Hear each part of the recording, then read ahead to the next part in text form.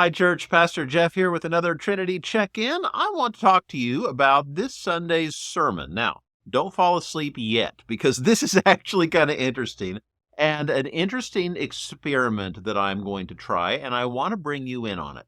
Okay, so a little bit of backstory.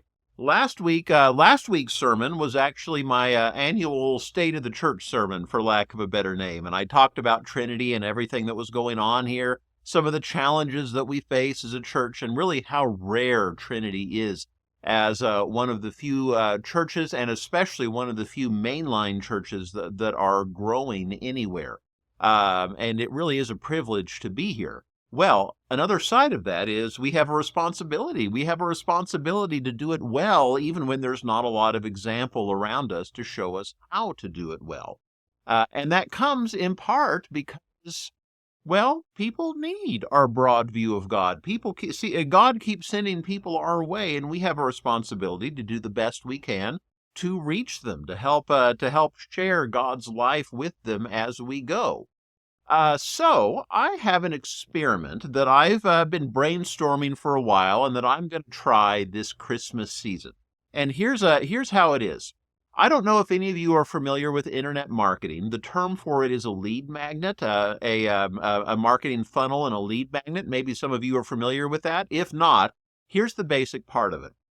I'm going to create a YouTube-style video. I don't know if any of you watch YouTube videos of people talking about things. I do it all the time. It's one of the main ways I learn these days, from experts sharing things on YouTube. So I'm going to make a video in that style. It's not going to be a Sunday sermon. I may do it sitting right here. I don't know. I might do it outside on the labyrinth if I can find a day when the weather is right. But it's going to be a video that's designed for people who aren't against God, but maybe don't see the reason to invest much time or effort into it, which I believe, and statistics bear out, is a common thing in our world. And then, once we get to Christmas, when we have our children's musical and cantata and Christmas Eve, and when we have all these people coming into the church, I'm going to offer the video to them. I'm going to offer the video to them as a free gift to say, hey, check this out. And hopefully, if even a few of them watch it, then that might become something that gives us a chance to share more of who we are as a church with them. That's the idea.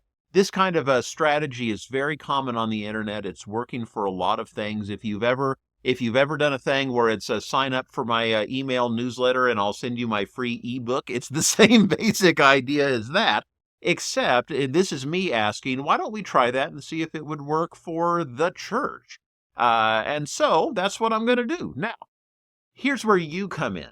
Yes, this is a video that I'm going to record YouTube style to give out this season, but I'm going to do it as a sermon first for a couple reasons. One reason is because, frankly, it'll be good for all of us. It'll be good for me. It'll be good for all of us to hear the content that's in it.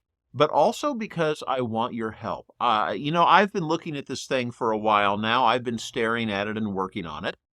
Yet I know there are obvious things that I've missed that should be in there. I know there are things that I probably think make perfect sense, but once it's out there, don't make as much sense as I think they do. So I'm hoping that you all will weigh in, give me your thoughts on it. Let me know what you think. Let me know what I might have left out. And then by making it better together, it becomes not just my project, but our project as a church to try to reach a little bit broader. So that's this Sunday. So this Sunday's sermon is going to be called Why Church Matters. But really what I mean by why church matters is more why Christianity matters or why religion matters. It's some thoughts on why one should make the effort to be involved in these things. Why should we bother to grow our faith, and what difference does it really make? And while doing it, I'm hoping to share some of who we are as a church. We're not a church that interprets everything in the Bible literally, no Christian nationalism or anything like that. Instead, it's a broader view of God, a view of God that gives us a richer perspective and draws upon some of the gifts of history God has given to us. You can probably tell from my voice right now that I had a lot of fun writing this, and I can't wait to share it with you all Sunday, and I can't wait even more to share it with others after that. So I'm telling you this today because I want you to be in on it. I want you to be part of it. When you hear it Sunday, listen with different ears. Listen for yourself, but also listen as if you're somebody in the community who might benefit from it. And in fact, maybe it's somebody that you could share the video with down the road too. It's an attempt. I don't know if it will work. I don't know if it will work quickly. It may be the kind of thing that works slowly over time too. But I do think it's important that we try because God really has given us something special here, and we have a responsibility and a privilege to share it as much as we can. All right. I hope you're doing well, church. I hope you're enjoying the good weather as it comes and goes, as is typical of the season.